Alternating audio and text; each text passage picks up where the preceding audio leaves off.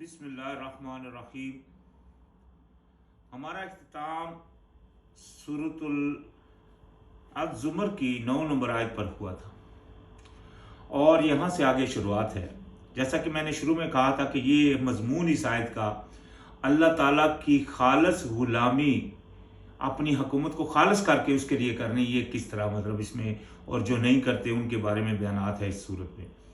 तो अल्लाह पाक ने फरमाया कुल या इबादिल्लज़ीन आमनू, फरमाया कह दीजिए कि ए मेरे गुलामों जो ईमान लाए हो, अत्तकू रब्बकुम लिल्लज़ीन अहसनू फी हाज़िहि दुनिया हसनतुम व अर्दुल्लाहि वासिअतुम इन्नमा युवफ़्फ़ास्साबिरूना अजरहुम बिगैरि हिसाब।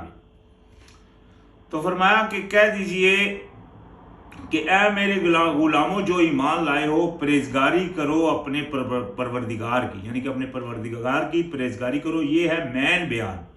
ये बयान अल्लाह पाक ने जितने भी अंबिया भेजे उन सब की तरफ ये बयान देकर भेजा लोगों के लिए। जैसा कि हम कुरान में कितनी दफ़ा पढ़ते हैं कि जो अंबिया आए पहले, उन्होंने कहा कि ए ईमान वालों कि ईमान लाओ, अल्लाह की परहेजगारी करो, अल्लाह की, और मेरी इत्तबा करो, यानी कि जो मैं कह रहा हूँ उसके ऊपर अमल करो। मैं ये कह रहा हूँ कि अल्लाह की परहेजगारी करो तो ये करो, ये अहम मिशन है। जैसा कि हम जानते हैं कुरान में अल्लाह पाक ने फरमाया ये कुरान जो है वो हदायत है परहेजगारों के लिए, तो लिहाजा परहेजगारी करना मेन मकसद है। दूसरी जगह अल्लाह पाक ने फरमाया कि अल्लाह पाक दोस्त रखता है, अल्लाह के जो दोस्त हैं वो परहेजगार हैं। किज़ालिकल किताबु ला रैब फ़ीहि हुदल लिल मुत्तकीन, ये तो वो हो गया जिसमें अल्लाह पाक ने कहा कि ये हदायत है परहेजगारों के लिए। दूसरी जगह में फरमाया इन्ना औलिया अल्लाह ला खौफुन अलैहिम वला हुम यहज़नून अल्लज़ीना आमनू व कानू यत्तकून, यानी कि अल्लाह के दोस्त कौन है? जो ईमान लाते हैं और हैं परहेजगारी इख्तियार करते। तीसरी जगह अल्लाह पाक ने ये फरमाया कि इन्नमा अकरमकुम इंदल्लाहि अतकाकुम, यानी कि अल्लाह पाक ने तो तुम्हारे कबीले और खानदान बनाए, लेकिन अल्लाह की नज़र में तुम में से इज्जत वाला वो है जो सबसे ज्यादा परहेजगार है। तो यही मेन चीज है वो क्या है कि अल्लाह की परहेजगारी इख्तियार करनी। जब परहेजगारी में आएंगे तभी अल्लाह आपको हदायत भी देगा, अल्लाह के आप दोस्त भी होंगे, अल्लाह की नजर में इज्जत वाले भी बनेंगे। और कुरान में बार बार आता है कि जन्नत जो है वो मकाम है परहेजगारों का। तो लिहाजा ये मेन बात है, परहेजगारी करो अल्लाह की। बेशक जिन लोगों ने एहसान किया, अच्छा यानी कि अच्छा सलूक किया, एहसान की रो रखी, अच्छाई की इस दुनिया में, उनके लिए अच्छाई है। और जमीन जो अल्लाह की है वो बहुत बड़ी वसत वाली है, और बेशक तुमको पूरा यानी कि पूरा वो देगा बदला, यानी कि सब्र का, तुम्हारे जो सब्र करोगे उसका तुमको पूरा अजर देगा बगैर किसी हिसाब के। यानी कि ये जो दुनिया में है अल्लाह पाक ने आपके लिए वसत रखी है। आप ये नहीं सोचे कि नहीं भाई मेरे पास और कोई काम नहीं है, मैं क्या करूं, तो ये ऐसी बात नहीं है। अल्लाह पाक ने आपके लिए वसत रखी है, आप जाएंगे तो आपको काम और भी मिलेगा, जरूरी नहीं है आपको ये हराम वाला ही काम करो। मिसाल के तौर कितने लोग हैं वो हराम बेच रहे होते हैं। अभी वेटर लगे हैं किसी ऐसी बार में जहां वो शराब चल रही है, तो वो कहते हैं क्या करें हम, या किसी बैंक में लगे हैं वहां सूदी निजाम चल रहा है तो बोलते हैं क्या करें हम। तो ये बात नहीं है। अल्लाह पाक ने फरमा दिया कि उसकी जमीन वसत वाली है, तो आपको अगर आप सब्र करोगे, यानी कि लाज़िम बात है आप एक ऐसी जॉब को छोड़ोगे कि यहां से मतलब वो आपको इनकम ज्यादा आ रही है, आपके ऊपर सब्र की आजमाइश आएगी, तो अगर आप सब्र करोगे तो अल्लाह पाक उसका अजर आपको पूरा देगा। यानी कि इसमें ये बात करने की अल्लाह की जमीन बहुत वसी है। आपका जो दुनिया में मिशन है वो है अल्लाह की गुलामी, उसको आपने बजा लाना है, बस ये ज़हन में रखना है। बाकी जो भी लवाजमाते जिंदगी हैं उनमें सिर्फ इसी नजरिए में रहना कि अल्लाह की परहेजगारी के ऊपर पूरे आ जाए। तो फरमाया कुल इन्नी उमिरतु अन अअबुदल्लाह मुखलिसन लहुद्दीन, तो कह दीजिए कि बेशक मुझे हुक्म मिला है कि मैं गुलामी करूं अल्लाह ताला की खालस करके उसके लिए अपने फैसले को, अपनी हुकूमत को, यानी कि मुझे ये हुक्म मिला है कि मैं अपना हर फैसला अपनी हुकूमत जो अल्लाह पाक ने मुझको जिसके ऊपर हुकूमत दी है, मेरा जिस्म یا میری اولاد ہے، یا میری مطلب جو آپ کو جہاں بھی آپ کو کسی دفتر میں آپ کو اللہ پاک نے مالک بنایا، آپ کے وہاں انڈر کام کرنے والے بندے ہیں، یا آپ کو کسی جگہ کا بھی آپ کو اللہ پاک نے اگر کسی حکومت میں دی ہوئی ہے، تو اس میں ہر وقت یہ دھیان میں رکھنا ہے کہ آپ نے اپنے ہر فیصلے کو اللہ تعالیٰ کی غلامی کے تحت کرنا ہے، اس سے یعنی کہ حد کراس نہیں کرنی۔ تو یہی جو حکم اللہ پاک نے فرمایا نبی علیہ السلام کو بھی ملا کہ میں غلامی کروں اپنے رب کی خالص کر کے اس کے لیے اپنی حکومت کو، اور ساتھ ہی کیا فرمایا، وَأُمِرْتُ لِأَنْ أَكُونَ أَوَّلَ الْمُسْلِمِينَ، اور مجھے یہ عمر ہوا ہے، مجھے یہ حکم ہوا ہے کہ میں سب سے پہلا فرما بردار بنوں، یعنی کہ فرما برداری میں سب سے آگے ہوں، پہلا ہوں۔ تو یہ دیکھیں فرما برداری، مسلمان کا مطلب ہوتا ہے جو فرما بردار ہو گیا۔ اگر میں کہتا ہوں کہ میں مسلمان ہوں تو میں اپنے گریبان میں جھانکوں گا کہ کیا میں اللہ کا فرما بردار ہوں؟ اگر تو میں ہوں تب تو میں مسلمان کہہ سکتا ہوں۔ اگر میں اللہ کی فرما برداری میں کمی کر رہا ہوں تو تب منافق کا بین لگ جائے گا۔ منافق یعنی کہ مسلمان کہنے والا بندہ مسلمان نہیں ہے، وہ دوغلا ہے، منافق ہے۔ اور منافق کے لیے اللہ پاک نے فرمایا اسلف من النار، یعنی کہ جہنم کے نچلے درجے میں، یعنی کہ نیچے ہوں گے جہنم میں جو ہوں گے منافق۔ تو لہٰذا اللہ پاک نے فرمایا کہ مجھے یہی ہو۔ تو اللہ پاک نے نبی علیہ السلام کا یہاں تعارف کیا فرمایا کہ انہوں نے کیا کہا کہ میں مسلمان ہوں۔ تو مسلمان سے تفرقہ کرنا یہ اللہ پاک نے منع فرما دیا، فرقہ بازی کرنا قرآن میں آیا وَلَا تَفَرَّقُوا، تفرقہ مت کرو۔ تو ابھی جو بھی تفرقہ کر رہا ہے وہ مسلمان پلس ہو گیا ہے، مسلمان پلس سنی، مسلمان پلس شیعہ، مسلمان پلس وہابی، مسلمان پلس اینی تھنگ، کوئی بھی ہے۔ تو یعنی کہ وہ فرما بردار کا بینر لگا کر منافقت کر رہے ہیں اور لوگوں کو بھی منافقت سکھا رہے ہیں، اور اسی کے اوپر لوگ جناب ان کے پیچھے لگے ہوئے ہیں، کیونکہ انہوں نے اپنے حلیے مولویوں کی طرح بنائے ہوئے ہیں، اور وہ سمجھتے ہیں کہ یہ مطلب بندے جو ہیں وہ سچ کہہ رہے ہیں، حالانکہ وہ قرآن کے مطلب انحراف کر رہے ہیں، اللہ تعالیٰ کے حکم کی مخالفت کے اوپر ڈٹے ہوئے ہیں۔ اگر شرعی قانون ہوگا تو ان کے لیے سزا، حکم نافذ ہوگا جس کے اوپر ان کو سزا دی جائے گی، حد ان کے اوپر لاگو ہوگی۔ تو فرمایا قل، کہہ دیجئے، انی اخاف ان عصیت ربی عذاب یوم عظیم، کہ میں کہہ دیجئے کہ میں خوف کرتا ہوں اپنے رب کی نافرمانی سے بڑے عذاب کے دن سے، یعنی کہ میں خوف میں رہتا ہوں، میں خوف کرتا ہوں کہ میں اپنے رب کی نافرمانی کروں اور مجھے وہ بڑے دن کا عذاب ملے۔ جب اب اللہ پاک نے کہہ دیا کہ تفرقہ مت کرو تو میں تو نہیں کروں گا، جب اللہ پاک نے کہہ دیا کہ یہ کام اس طرح کرو تو میں تو بس اسی طرح کروں گا۔ وضو کا طریقہ اللہ پاک نے قرآن میں بتا دیا، بس میرے لیے وہ کافی ہے، میں ویسے ہی کروں گا۔ اللہ پاک نے قرآن میں بتا دیا کیا کرنا ہے، نکاح کرنا ہے کس طرح کرنا ہے، طلاق کرنا ہے کس طرح کرنا ہے، اسی طرح مثال کے طور پر رمضان کے روزے رکھنے ہیں کس وقت کھولنے ہیں، کس طرح بند کرنے ہیں، اللہ پاک نے ہر چیز بیان کر دی۔ ان ھذا القرآن یہدی للتی ہی اقوام، یہ قرآن ہے وہ جو سب سے سیدھی راہ بتاتا ہے، یہ موجود ہے۔ تو لہذا ابھی میں اللہ تعالیٰ کی بات میں نافرمانی نہیں کروں۔ نبی علیہ السلام بھی یہی کہہ رہے ہیں کہ میں خوف کرتا ہوں کہ میں اپنے رب کی نافرمانی کروں بڑے عذاب کے دن سے۔ قل اللہ اعبد مخلصا لہ الدین، کہہ دیجئے کہ میں اللہ کی ہی غلامی کرتا ہوں خالص کر کے اپنے فیصلے کو اس کے لیے۔ یہ ابھی نبی علیہ السلام کہہ رہے ہیں۔ آج نبی علیہ السلام کے اوپر جھوٹی حدیثیں ایسی بندی ہوئی ہیں۔ ایک تو صحیح حدیثیں ہیں، وہ حدیث جو نبی علیہ السلام نے فرما دیا جو قرآن کے عین مطابق ہے، جس میں کوئی نبی علیہ السلام قرآن کے برعکس بات نہیں ہو رہی، یعنی کہ ایسی حدیثیں موجود ہیں جو حکمت کے اوپر مبنی ہیں۔ لیکن ایسی جھوٹے حدیثیں بھی ہیں جن میں نبی علیہ السلام کے اوپر بول کر کے نبی علیہ السلام نے یہ کام کیا، تہمت لگائی گئی، اور قرآن کے سر عام برعکس ہے وہ۔ تو لہٰذا اللہ پاک نے یہاں وہ کہہ رہے ہیں کہ میں تو اللہ کی نافرمانی نہیں کرتا، اور میں تو صرف اسی کی غلامی کرتا ہوں خالص کر کے اس کے اپنے فیصلے کو اس کے لیے۔ اور ساتھ ہی فرمایا فَاعْبُدُوا مَا شِئْتُم مِّن دُونِهِ، تو اللہ پاک نے فرمایا یعنی کہ پس کرو غلامی جس کی تم چاہتے ہو اس کے علاوہ، یعنی کہ جس کی تم چاہتے ہو غلامی کرنا اس کے علاوہ کرو۔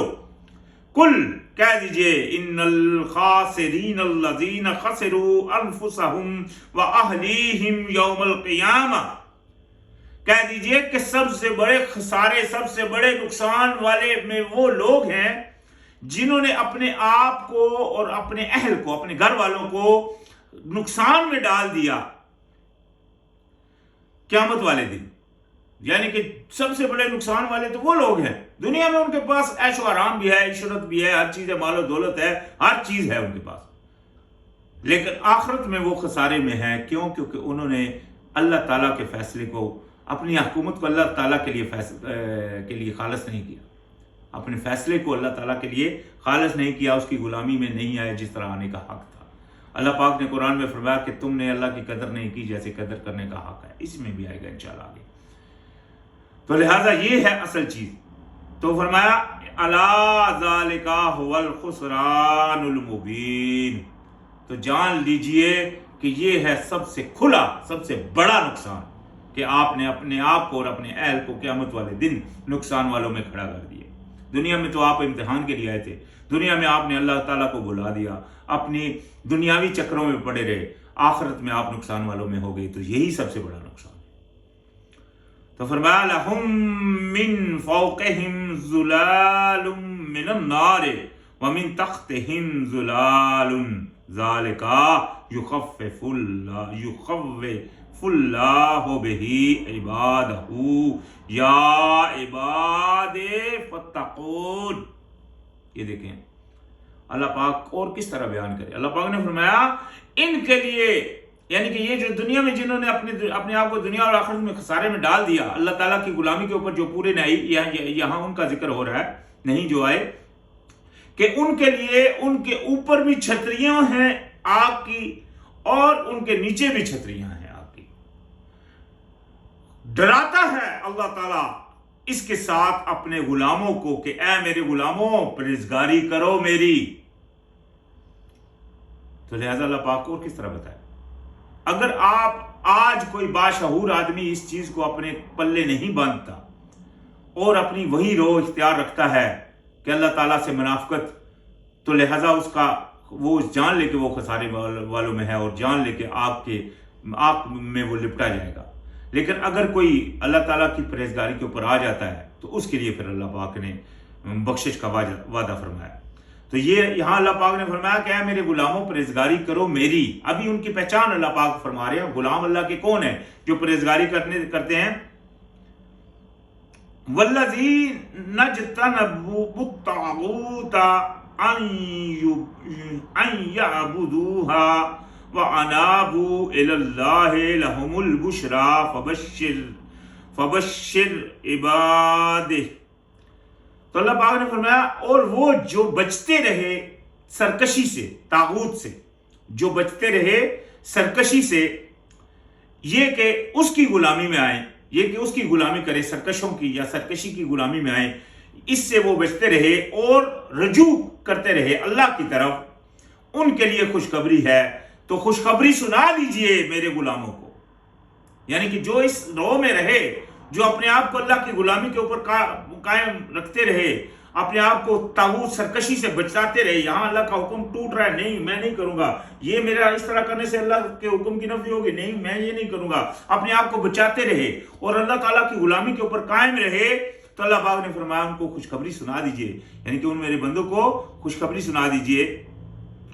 الذین، وہ کون ہیں؟ الذین یستمعون القول فیتبعون احسنہ، یہ وہ یعنی کہ وہ لوگ جو غور سے سنتے ہیں بات کو تو پھر پیروی کرتے ہیں بہترین کی، یعنی کہ جو بہترین بات ہے، اور سب سے بہترین بات ہے قرآن میں، یعنی کہ جو ان کی یہ فطرت ہے، جو اللہ کے غلام ہے کہ وہ اچھی بات کی پیروی کرتے ہیں، سنتے وہ سب کچھ ہے لیکن جو اچھی ہے اس کی پیروی کرتے، یعنی کہ ابھی کوئی گند بھی ڈال رہا ہے تو اس کے اوپر چل پڑتے ہیں۔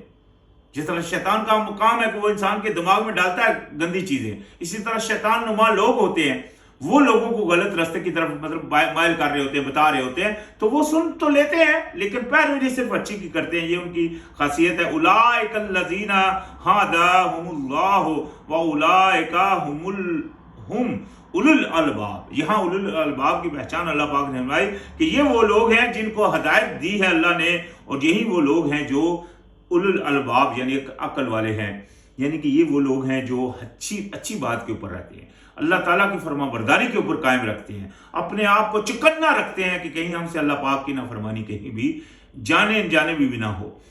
افمن حق علیہ کلمات العذاب فعنت افانت تنقذو من فی النار.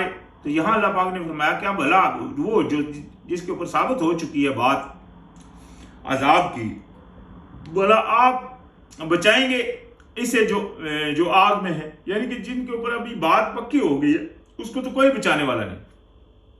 یہ بات کا پکی ہونا یہ ذہن میں رکھیں کہ وہ انسان اتنے سخت دل ہے کہ ان کی طرف بار بار ان کو بتایا جا رہا ہے کہ بھائی اللہ کی پرہیزگاری کرو تو بچ جاؤ گے، وہ پھر بھی نہیں، وہ ناراض ہو رہے. تو لازم بات ہے ایسوں کے اوپر اللہ پاک کی بات پکی ہوگی. اللہ پاک نے ایسوں کے اوپر اللہ پاک نے فرمایا ختم اللہ علی قلوبہم، ہم نے مہر کر دی ان کے اوپر، پردے ڈال دیے ان کے اوپر. یہ کیوں؟ کیونکہ وہ اتنے سخت تھے، اللہ کی طرف جانا نہیں چاہتے. الٹا جو اللہ کی طرف جا رہا ہے اس کو روک رہے ہیں، چھوڑ یہ رہا، اتنا نیک نہیں بن.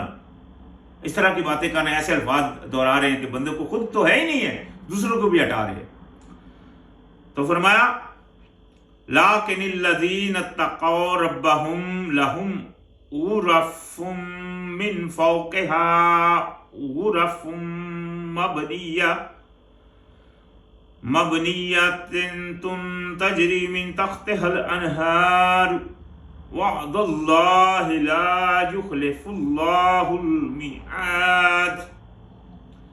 لیکن وہ جنہوں نے پرہیزگاری اختیار کی وہ تھے، یعنی کہ جو پہلے گزرے تھے وہ تھے جو اللہ تعالیٰ کے نافرمان ہیں، جن کے اوپر بات پکی ہو گئی. یہ وہ جو پرہیزگاری کرتے رہے. تو اللہ پاک نے فرمایا لیکن وہ جنہوں نے پرہیزگاری کی اللہ تعالیٰ کی، ان کے رب کی جو پرہیزگاری کرتے رہے، ان کے لیے بلا خانے ہیں، ان کے اوپر بالا خانے ہیں بنائے ہوئے، بہتی ہیں ان کے نیچے نہریں. وعدہ ہے اللہ تعالیٰ کا، اور اللہ تعالیٰ نہیں کرتا اللہ اپنے وعدے کے خلاف. یعنی کہ یہ اللہ کا وعدہ ہے، تو اللہ سے بڑھ کر سچا وعدے کا کون ہے؟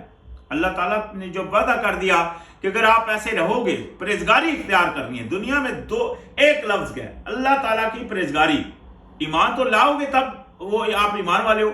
اس ایمان لانے کے بعد آپ کے اوپر لاگو ہے اللہ تعالیٰ کی پرہیزگاری کرنی. اگر آپ منہ سے کلمہ ایمان کہہ رہے ہو لیکن پرہیزگار نہیں ہو تو آپ کا شمار ہے منافقوں میں، وہ جو نچلے درجے میں ہیں جہنم کے. تو فرمایا الم ترى ان اللہ انزل من السماء ماء فسلكه ينابيع في الارض ثم يخرج به زرعا مختلفا الوانه ثم يهيج فتراه مصفرا ثم يجعله حطما ان في ذلك لذكرى لأولی الالباب. تو فرمایا کیا نہیں آپ نے دیکھا کہ بے شک اللہ تعالیٰ نے اتارا آسمان سے پانی، پھر اس نے چلایا اس سے چشمے، یعنی کہ اس سے چشمے بنائے. یعنی کہ پانی اتارا، پانی آ کر پہاڑوں میں جس طرح برفوں کی شکل میں جمع ہو جاتا ہے، اس سے پھر وہ بہتا ہے، وہ ندیاں بنتی ہیں، وہ چشمے بنتے ہیں. پھر اس کو پھیلایا، زمین میں پھیلایا اسے زمین میں، پھر وہ نکالتا ہے اس کے کھیتی، یعنی کہ اس کو زمین میں چلایا، پھر اس سے نکالتا ہے اس سے کھیتی مختلف جس کے رنگ ہوتے ہیں. پھر اس کے وہ خشک ہو جاتی ہے، پھر تم دیکھتے ہو کہ اسے زرد، پھر وہ کر دیتا ہے اسے ریزہ ریزہ. یعنی کہ وہ کھیتی پہلے تو کھلی ہوتی ہے، بچپن میں ہوتی ہے، پھر جوانی میں جب پڑتی ہے تو صحیح جوش مار رہی ہوتی ہے، ہواؤں لہرا رہی ہوتی ہے. پھر ایسا وقت آتا ہے کہ وہ سوکھ جاتی ہے. جب سوکھ جاتی ہے تو ہوا جب آتی ہے تو ہوا سے ہی ٹوٹ جاتی ہے، تو بالکل ریزہ ریزہ ہو جاتی ہے. یقیناً اس میں البتہ نصیحت ہے عقل والوں کے لیے، یعنی کہ اپنی جوانی کے اوپر اتنا مان نہیں کرو. آج اگر جوان ہو تو اللہ پاک ایسے ہی حالت میں لے آؤ گے کہ تم کو خود کو اپنے پاؤں کے اوپر کھڑا بھی نہیں ہو سکو گے. ایسی حالت ہمیں اللہ آپ کو لانے پر قادر ہے، اور اس سے پہلے بھی آپ کو لے جانے پر قادر ہے. لہذا اپنے آپ پہ مت اترائیے، اللہ کا شکر ادا کیجئے جس نے آپ کو یہ ہمت اور طاقت بخشی، اور اس کی فرمانبرداری اختیار کیجئے جو آپ کا حق ہے. تو فرمایا افمن شرح اللہ صدرہ للاسلام فہو علی نور، یعنی کہ بھلا وہ جس کا کھول دیا اللہ پاک نے اس کا سینہ فرما برداری کے لیے، اور وہ ہے اوپر روشنی کے. ایک تو وہ ہے، دیکھیں نا، اس کا اللہ پاک نے سینہ کھول دیا اپنی فرمانبرداری کے لیے، اپنے قانون اسلام کے لیے اس کا سینہ اس کو کھول دیا اور وہ اس کو سمجھ رہا ہے، اور اوپر نور کے ہدایت کے اوپر ہے میرا رب جو اس کی رب کی طرف سے آیا ہے، فَوَيْلٌ لِّلْقَاسِيَةِ قُلُوبُهُم مِّن ذِكْرِ اللَّهِ أُولَٰئِكَ فِي ضَلَالٍ مُّبِينٍ۔ تو برائی ہے، ہلاکت ہے ان کے لیے جن کے دل سخت ہو رہے ہیں اللہ تعالیٰ کی یاد کے، اللہ تعالیٰ کی نصیحت سے جن کے دل سخت ہو رہے ہیں، برائی ہے ان کے لیے، تو یہ ہیں وہ جو کھلی گمراہی میں ہیں، یعنی کہ اللہ تعالیٰ کی ہدایت کی طرف نہیں آ رہے، اللہ تعالیٰ کی ہدایت سے ہٹے ہوئے ہیں۔ جو بھی کوئی بھی بندہ جس کے اوپر ان کا اعتقاد ہو گیا بس یہ صحیح صحیح کہہ رہا ہے، اس کے اوپر آنکھیں بند کر کے اس کی اندھی تقلید کے اوپر لگے ہوئے ہیں۔ قرآن کیا کہہ رہا ہے اس کی طرف غور نہیں کر رہے ہیں، اللہ نے کیا اپنی کتاب میں فرمایا اس کی طرف غور نہیں کر رہے ہیں۔ وہ بندہ اپنی فقہ ان کو سمجھا رہا ہے یا اپنی سوچ ان کو بتا رہا ہے تو بس اسی کے اوپر چلے جا رہے ہیں، تو یہ ہوتی ہے اندھی تقلید۔ تو فرمایا اللہ نزل احسن الحدیث ہے، یہاں ایک بات ایک ذہن میں رکھیں، اللہ جس نے نازل کی ہے بہترین حدیث، یہ دیکھیں لفظ آ گیا حدیث، اللہ نزل احسن الحدیث ہے، اللہ ہے جس نے نازل کی ہے بہترین حدیث، بہترین واقعہ، بہترین بات، کتاب متشابہ مثانیہ تقشعر منہ جلود الذین یخشون ربہم، کتاب جس میں ملتی جلتی ہیں اور دہرائی جاتی ہیں، یعنی کہ اس کی باتیں دہرائی جاتی ہیں، لرز جاتے ہیں اس سے جلدیں ان لوگوں کی جو خوف رکھتے ہیں اپنے رب کا، ثم تلین جلودہم وقلوبہم الی ذکر اللہ، پھر مائل ہو جاتے ہیں ان کے دل اور ان کی جسم، یعنی کہ ان کے یہ جسم اور ان کے دل مائل ہو جاتے ہیں اللہ تعالیٰ کی یاد کی طرف، ذالک ھدی اللہ، یہ ہے اللہ تعالیٰ کی ہدایت، یہدی بہ من یشاء، ہدایت کرتا ہے اس کو جس کے لیے چاہتا ہے، ومن یضلل اللہ فما لہ من ہاد، اور جس کو اللہ گمراہ کر دے اس کے لیے آپ کوئی رستہ نہیں پائیں گے۔ یعنی کہ دیکھ لیں کتنی پیاری بات ہے اللہ پاک نے یہاں جو احسان فرمائی، سب سے بہترین بات۔ آج اس حدیث کو چھوڑ کر لوگ اور حدیثوں کے پیچھے پڑے ہوئے ہیں جو اس سے سریعان ٹکرا رہی ہیں۔ اللہ پاک نے قرآن کو بار بار، اللہ پاک نے دوسری جگہ فرمایا افبعد ذالک من حدیث، اس کے بعد اور کون سی حدیث پر یؤمنون آپ ایمان لاؤ گے؟ تو اس حدیث کے بعد اور کون سی حدیث ہے جس کے اوپر آپ ایمان لاؤ گے؟ اللہ پاک نے قرآن کو حدیث بار بار فرمایا۔ حدیث کا مطلب ہوتا ہے واقعہ، یہ قرآن میں واقعہ بیان کرتی ہے۔ متشابہات جو ملتے جلتے ہیں، قرآن میں یہ لفظ آتا ہے کہ اللہ پاک نے آیتیں اتاری ہیں متشابہات و محکمات، تو متشابہات کو انہوں نے لفظ بنا لیا شبہ ڈالنے والے، حالانکہ متشابہات کا مطلب ہوتا ہے ملتی جلتی، یہاں بھی لفظ آیا متشابہات، آپس میں ملتی جلتی۔ قرآن میں ایک اور جگہ وہاں ان کو جنت میں میوے دیے جائیں گے متشابہات، ملتے جلتے، لیکن وہ جو آیت دوسری ہے جس میں اللہ پاک نے متشابہات و محکمات کا ذکر کیا، وہاں جو ترجمان ہیں انہوں نے ترجمہ کیا کہ شعبے میں ڈالنے والی، حالانکہ شعبے میں ڈالنے والے کا مقصد نہیں ہے، وہاں بھی لفظ ہے ملتی جلتی۔ اللہ پاک نے آیتیں نازل کی ہیں، قرآن میں بہت ساری آیتیں جو ملتی جلتی ہیں، جیسے کہ موسیٰ علیہ السلام کے واقعات ہیں ملتے جلتے ہیں، حضرت آدم علیہ السلام کے واقعات ملتے جلتے ہیں، انبیاء کے کتنے واقعات ہیں جو ملتے جلتے ہیں آپس میں۔ تو یہ حدیث ہے، واقعہ حدیث، ان کی حدیثیں ہیں۔ اللہ پاک نے قرآن میں فرمایا کہ تمہیں نہیں پہنچی موسیٰ علیہ السلام کی حدیث، اور تمہیں نہیں پہنچی حدیث وہ چھانے والے کی، قیامت کے بھی واقعے ہیں ملتے جلتے ہیں۔ تو یعنی کہ حدیث کا مطلب ہوتا ہے واقعہ ملتا جلتا، یعنی کہ اللہ پاک نے قرآن میں کتنی دفعہ لفظ کا استعمال کیا حدیث کا کہ ملتی جلتی ہے، متشابہات ہے۔ قیامت کے بارے میں کتنے ذکر ہیں پوری قرآن میں، آپ دیکھیں گے یہ ہے وہ ملتے جلتے آپس میں، ٹھیک ہے جی۔ نہیں آپ کو حدیث پہنچی ابراہیم علیہ السلام کے ان دوستوں کی، مہمانوں کی، ان مہمانوں کی آپ کو حدیث نہیں پہنچی، وہاں بھی حدیث کا لفظ ہے، وہ واقعہ، یعنی کہ اس واقعے کی آپ کو نہیں ملا۔ اسی طرح موسیٰ علیہ السلام کا ہے، تو واقعہ، حدیث کا مطلب ہوتا ہے واقعہ۔ تو یہ آج انہوں نے پکی ایک اور حدیث بنائی ہوئی ہے جو کہ نبی علیہ السلام، اور قرآن میں اللہ پاک نے فرمایا یہ قرآن جو ہے وہ قول رسول کریم ہے، رسول کا قول ہے قرآن۔ یہ تو اتھینٹک بات ہے کہ قرآن اللہ کے رسول کا قول ہے، یہ کیونکہ قرآن خود اس کی گواہی دے رہا ہے۔ اور وہ جو حدیث ہے، جو حدیث جیسے کہ امام بخاری یا جو شیعوں کی حدیثیں ہیں، یہ جو حدیثیں جتنی بھی ہیں، ان میں کیا ہے ان میں راوی ہیں، ایک نے کہا میں نے سنا فلاں سے، دوسرے کو پھر فلاں سے، پھر فلاں سے، پھر فلاں سے، پھر فلاں سے، پھر میں نے سنا کہ محمد علیہ السلام کہہ رہے ہیں. یہ اس بات کو مان رہے ہیں جو اتھینٹک نہیں آ رہی، کیونکہ کتنے بیچ میں لوگ ہیں. ایک کہہ رہا ہے میں نے سنا، دوسرا کہہ رہا ہے میں نے سنا، تیسرا کہہ رہا ہے میں نے سنا، پھر آخر میں ہو سکتا ہے 10 لوگوں کے بعد نبی علیہ السلام تک بات پہنچی، پھر انہوں سے پوچھی. تو یہاں تو قرآن ڈائریکٹ کہہ رہا ہے کہ یہ رسول کریم کا قول ہے، اس کے اوپر کیوں نہیں ایمان پورا آ رہا؟ اس میں کیوں نہیں مانی جا رہی؟ اللہ پاک نے فرما دیا کہ میں نے تمہارے اليوم اکملت لکم دینکم، تمہارے لیے کامل مکمل کر دیا اپنا دین. پھر یہ بات کیوں نہیں مانی جا رہی کہ قرآن مکمل ہے تو اس میں ہر چیز موجود ہے، پھر اللہ جو دین سے ریلیٹڈ ہے. کیوں کہا جاتا ہے کہ نماز کا طریقہ قرآن میں نہیں ہے؟ کیوں نہیں ہے بھائی؟ ڈھونڈو نا. تدبر کرنے کا اللہ پاک نے آپ کو حکم دیا، آپ تدبر کرو، اس میں آپ کو ملے گا. تو لہذا یہ نہیں ہے کہ یہ آپ کا علم ناقص ہے، یہ نہیں ہے کہ اس میں موجود نہیں، اس میں موجود ہر کچھ ہے. تو یہ بات یہاں جو ہو رہی ہے کہ اللہ پاک نے فرمایا یہاں اس میں وہ آیتیں ہیں جو ملتی جلتی ہیں اور دہرائی جاتی ہیں. تو کیا کرتے ہیں؟ لرزتے ہیں دل ان لوگوں کی جو یعنی کہ ایمان اس کے وہ لرز جاتے ہیں جب یہ دیکھتے ہیں. جو اس کے اندر غوطہ زنی کرتے ہیں قرآن کے اندر، وہ لرز جاتے ہیں جب قرآن کو وہ مطلب پڑھتے ہیں، اور وہ ڈرتے ہیں پھر اپنے رب سے، اور نرم ہو جاتے ہیں جلد ان کے، اور اپنے جو ان کے وہ جسم ہے اور جو ان کے دل ہیں ان کے اپنے رب کے ذکر کی طرف. اور یہ ہے اللہ تعالیٰ کی ہدایت. اصل ہدایت، اصل رہنمائی یہ ہے. ہم اللہ کے سامنے کھڑے ہو کر کہتے ہیں اہدنا الصراط المستقیم، پھر کرتے ہیں وہ جو اپنی مرضی. اللہ کی کہاں مان رہے ہیں؟ اگر اللہ کی مانیں گے تب آپ ہدایت کے اوپر. ہدایت تو اللہ پاک نے پرہیزگاروں کے لیے رکھے گی. تو پرہیزگاری کا مطلب کیا ہے؟ اللہ کی بات کو جوں کا تو ماننا. جو مانتے ہیں ان کے لیے ہدایت ہے. آپ مانو اللہ کی بات. پہلے آپ کو جب کہا جاتا ہے بھائی وضو میں، تو اللہ پاک نے 4 چیزوں کو کہا ہے، بس اسی کو نہ آگے کرو نہ کم کرو. اللہ پاک نے دوسری جگہ فرما دیا کہ میں جیسا حکم کرتا ہوں ویسے ہی قائم رہو، اس کو کمی پیشی نہ کرو. تو پھر آپ کیوں کر رہے ہو؟